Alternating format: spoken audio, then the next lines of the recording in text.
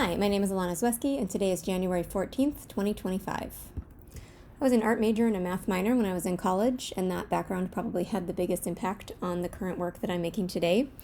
I didn't have the intention of studying math and merging it with my art practice. It was just something I did because I was really interested in systems.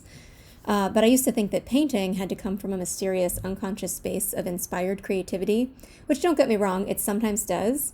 But my background in mathematics really was an acknowledgement that I prefer to think in systems and that I'm not at my best when I'm trying to engage more with the intuitive side of art making. So I began to use math in my paintings as a natural way of making my way of thinking an asset. But I also began to love how the use of math in my paintings became a collaboration with forces out of my control. So I write systems that translate text into painterly actions. I don't use computers, but I am writing handwritten algorithms that connect the written language with my visual language. And what I love about working in this process is that I can write the system, but the actual result of what ends up on the canvas is a surprise to me. And so therefore, I can make work that is exciting and fresh even for me. And weirdly enough, I actually feel like working with math and algorithms feels like it mimics the human experience quite a bit. So one might think that working with math would distance my practice from humanity, but I'm seeing just the opposite. So just like in my paintings, I have the control in my life to set plans and goals within a current system, which in my life would be society. But those plans within that system collide with a disorder inherent in nature, and the alchemy of those two coming together results in chaos, unpredictability, sometimes tension, and sometimes beauty. I did encounter other systems artists that really influenced me at a really crucial time in my life. The first two were James Sienna and Steve Roden, specifically because James Sienna is working with algorithms and Steve Roden is working with text. So those two really helped influence where I ended up today. But then later I found the work of Charles Gaines and Hannah Horowitz, and both of those had a continued sort of impact on how I was growing and evolving. And then Joseph Albers, of course, his work with color theory. I think about him a lot in the studio, and this never-ending mystery that is this contextual relationship with color, and that is so unstable and so exciting to be able to work with. So because I'm translating text into painterly actions, I started doing this process where I would mark off which letter I had just used with the paint that I had used to paint it in the brushstroke in the painting. So each brushstroke in the painting equals one letter in the text.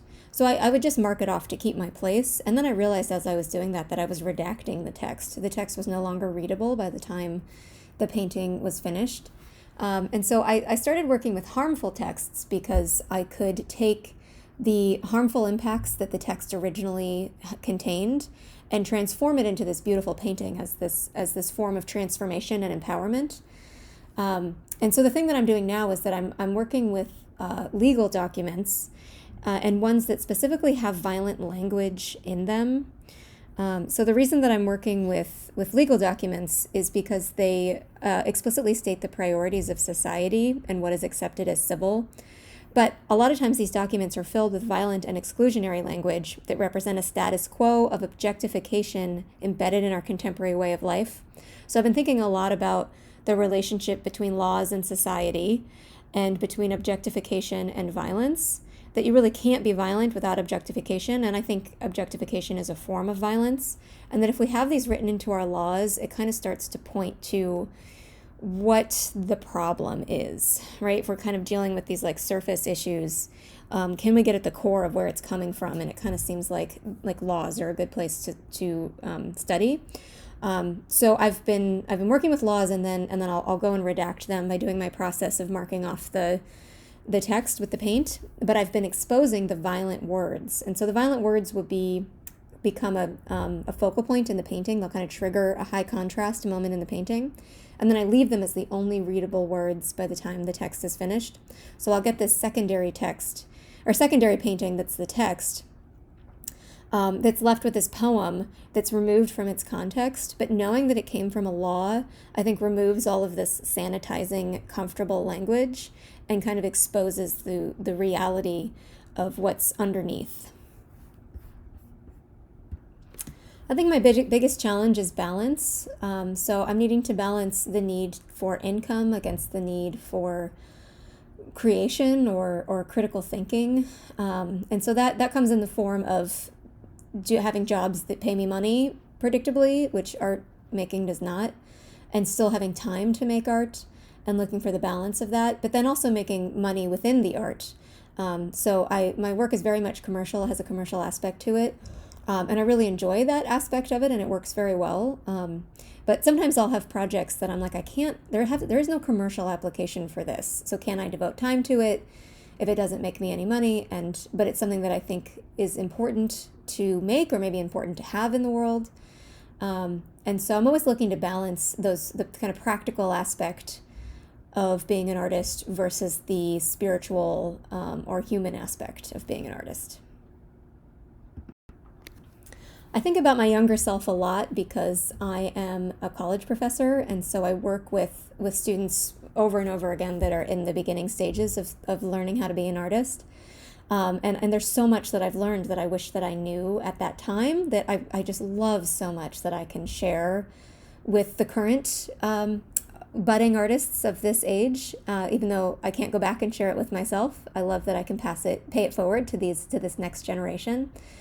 And so I've got these answers kind of locked and loaded. One of the biggest challenges that I've faced, or misunderstandings that I faced as an artist when I first started, was that I thought that if I made really good work and applied to a lot of things, that is where my success would come from. And that's actually not true at all. The work itself and applications are a really small percentage of what it takes to succeed as an artist. So this is what I tell people now. There's 3 things. The first one is you can't stop making art. That's the only definition of failure, is if you stop making the art. And most people do. And the reason that they do is because the reward for making the art is so rare that it feels like maybe it will never come. And so a financial reward where you're actually able to make money from it, any sort of like social recognition, or even just exposure, are very rare. And so you can't use those as the thing that keeps you going. You have to have your own internal mechanism to keep going. And there's so many pressures to use what would be studio time for something else, like taking care of life things, having a job, having social aspects, social commitments. And you kind of just have to push those aside in order to have a regular schedule of making. So when I first started out, I could only paint on Saturdays because I had a Monday through Friday 9 to 5 kind of job.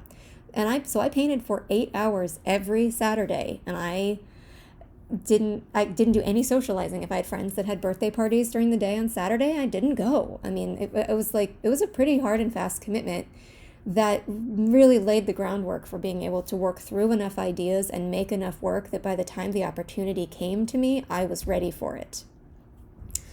Luckily I have a job now where I'm able to maneuver studio time throughout the week, and I don't have to paint on Saturdays anymore. I've got a family, so I get to spend time with them on Saturdays. But it was something that I did for 7 years. I painted on Saturdays for 7 years.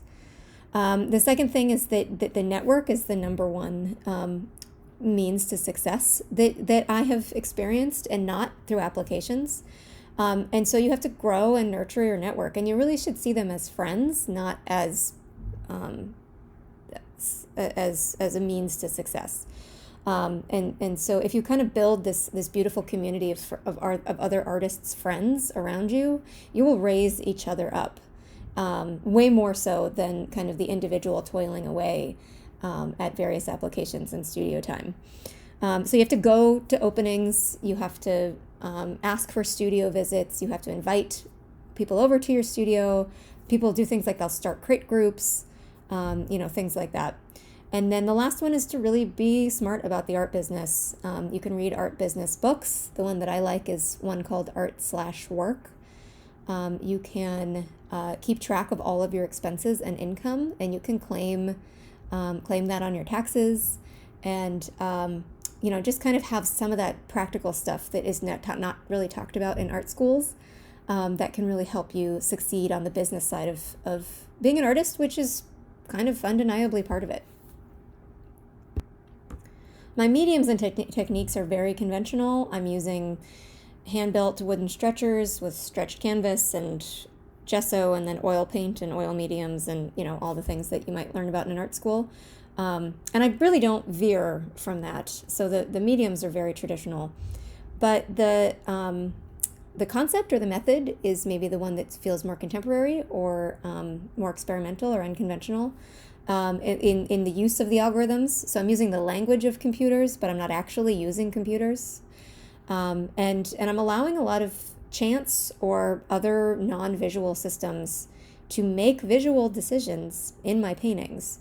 So like the frequency of ease occurring in a language has dictated so much about the way my paintings have turned out over the last 10 years. Because ease are the most common letter. I hinge a lot of my rules on them. The number of punctuation marks that might occur in any given sentence, like a lot of those have had a strong impact on the actual visual result of my paintings. And so that might be seen as something more unconventional. I've also had a couple of experimental drawings that I have made that take a very long time and have a non-commercial purpose. One was I did 5,000 full body prostrations. I have a Buddhist aspect to my background, and I did those with white pens attached to my hands on top of a long white piece of paper. So the immediate impact of these marks were not really visible, but the fact that I did 5,000 of them, which made 4 marks each, so there were really 20,000 marks on this piece of paper, accumulated and started to distort then scrape the paper and create embossments and other disturbances in the surface, where if you looked closely you could see all of the energy that piece of paper absorbed. And then something that I didn't know was going to happen was that but my feet and my forehead left marks just from like sweat that started to accumulate on top of the surface, or oils in my skin, things like that, are actually visible as this little halo inside of these marks. And then it's larger than life too, because it's the length of my body with my arms over my head, extended over my head. And then I made another experimental drawing that had Buddhist origins to it, where I did a counting retreat where I did 100,000 mantras, which is a common Buddhist retreat. Only this time I made a mark every time I did one of the mantras, and then they were just on pieces of gridded paper, and then I made a video of them overlaid. And as they progressed from one to the next, and so it kind of looked like these red marks were dancing inside of each grid shape as my hand changed slightly across each marking. And neither one of those were made for any purpose other than they seemed like a really great thing for me to do. They don't fit into my brand. They don't fit into the bigger picture of what I'm doing. But I think that they all fit into the way that I think about how to produce art. Of course, there's systems behind them. There's repetition, and also what it means to be an artist. I wish I was a person that could work in complete silence. It's probably really good for your brain to just be alone with your thoughts.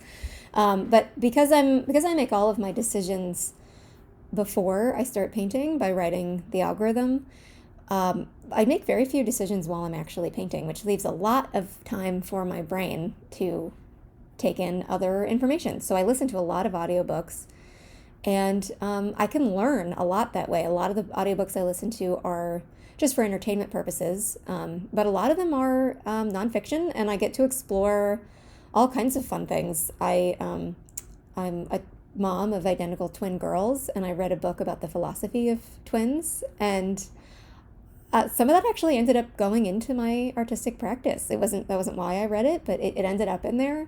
I've listened to art business books that way. I listen to art podcasts. I listen to philosophy books, and so I think it really does weirdly start to become part of my artistic practice, even though I don't mean for it to be. And I actually wonder what my life would be like sometimes if I didn't have all of this time to consume audio information, because I get to do so much thinking and working through things I'm curious about for hours and hours and hours a week, which if my job didn't allow for that, I probably wouldn't do. I don't have a good answer to the best reaction someone has had to my artwork. I think maybe because I don't see a lot of reactions to my artwork, or maybe the negativity bias that we all have kind of prevents us from remembering the positive ones. But I do have something that's connected to my art practice and being a teacher. So one of the main things in my art practice is trying to understand color in a practical and spiritual way that I just really haven't seen represented in any books on color theory or any color theory classes. And so it's a real part of my research that then I bring into my classes as a teacher. And I deliver this information with so much commitment and passion that I do think that it extends to my students, especially if they can see it happening in my work. And so I think that the best reaction that someone has had to me kind of out there as an artist and a teacher is that they can pick up this passion that I have for color, really absorb and internalize the way I present the information to them, and then bring it into their own work and kind of let that flourish from their own side. That's really one of the most rewarding results I've had from the efforts that I put out there every day. I hope that people have an emotional reaction to my work, because it's abstract. It can kind of communicate more directly with the intangible emotions that we experience, and then also because it's really colorful. I think that color is a direct line to emotion. And then knowing that the work comes from this system process and is redacting and exposing different parts of laws, and they can maybe even see the texts that have the words that are exposed, that can kind of spark something within them. Yeah, right? So I never deliberately, I deliberately leave the exact source of each of my texts obscured so that I can invite the viewer to find themselves in the work, and that they can think for themselves about moments of objectification that they've seen in the status quo, and then they can create their own rejection of it and therefore their own empowerment. So I am really hoping that people can feel empowered by my paintings, but for something that is personal to them, where I'm finding empowerment through the creation of making the paintings, and I'm hoping that they are experiencing that on their side as well. And I also hope that the viewer finds beauty in the paintings in a way that is uplifting, and that feeling of being uplifted is the true transformation from the harm that's happening in the text to the positive effect that hopefully the paintings can have.